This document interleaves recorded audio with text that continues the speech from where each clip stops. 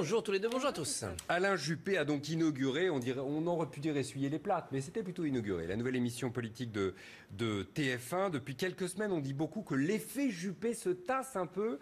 Et c'était peut-être l'occasion pour lui de marquer quelques points, de remarquer quelques points, peut-être de changer de stratégie. Vous l'avez trouvé sûr de lui ou dans le doute? Sur le proposition, sur le fond, sur le programme, un Alain Juppé très sûr de lui. Pour dire ce qu'il veut, mais surtout, et c'est courageux chez un homme politique, pour dire ce qu'il ne veut pas.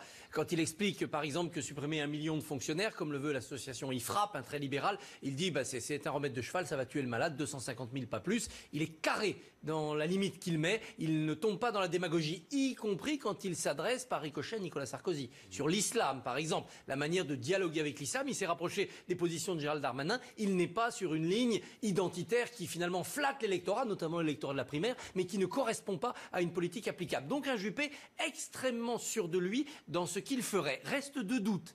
D'abord, comment il va le faire s'il est président de la République? Est-ce qu'il ne va pas, en bon vieux chiracien, reculer au premier mouvement social en se disant mieux vaut la tranquillité que l'application du programme? Quelle est sa méthode pour être sûr que ses idées vont rentrer dans les faits? Est-ce qu'il veut des référendums? Est-ce qu'il veut une sorte de parlement permanent? Est-ce qu'il veut des ordonnances? Est-ce qu'il veut fonctionner en 100 jours et après on laisse filer? On a un peu un mystère là-dessus. Puis le deuxième doute, c'est quelle empathie, quel vibrato il va imprimer à son personnage. Sur quelle fréquence humaine Alain Juppé va-t-il brancher son émetteur? Alors Nicolas Sarkozy, on le voit, hein, c'est l'énergie, c'est la galvanisation de ses troupes. On a vu avec Bruno Le Maire, par exemple, que c'est la recherche d'une certaine modernité, juvénilité. C'est quoi Alain Juppé? Il n'est pas sympathique, naturellement. Il fait rien pour l'être. Il peut avoir des moments d'humour, assez peu d'autodérision, mais de temps en temps, il en a aussi. Où est-ce qu'il va placer ce lien entre le peuple et le candidat qui fait ou non le succès d'une présidentielle? Ça reste un mystère. Est-ce que c'est une façon pour lui de reprendre le large? Oui, il a bien vu que ces dernières semaines, sur l'énergie, et Nicolas Sarkozy refait son retard.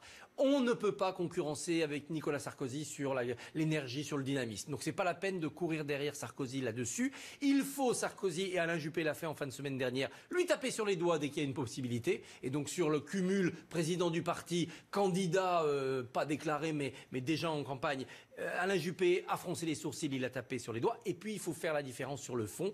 Et là, hier, sur certains thèmes, Alain Juppé a pu faire passer sa différence ou son avantage. Ça va être long quand même, il reste 5 mois de campagne, ça va être long pour Juppé. Votre vrai faux ce matin, les propos de Marine Le Pen qui estime que sur la loi travail, l'Assemblée n'est pas représentative.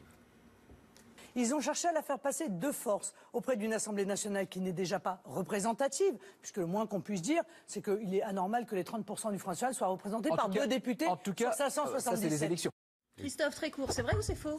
C'est faux. L'Assemblée nationale est représentative. Alors pas proportionnellement, sinon il faut faire une seule liste nationale. Puis si vous avez 33,33%, on vous fait un tiers des députés plus un tiers du député restant. On le coupe en 3. Non, c'est représentatif de notre mode de scrutin. Eh bien, c'est représentatif notamment de l'incapacité du FN à briser le plafond de verre. Au premier tour, les électeurs se défoulent, ils votent FN. Puis au deuxième, qui va représenter mon village, ma ville, ma région, ma circonscription? Je veux pas du FN. C'est donc représentatif de la force politique du FN, pas de la proportion des électeurs du premier tour. Christophe Barbier, que vous retrouvez évidemment dans la team Toussaint.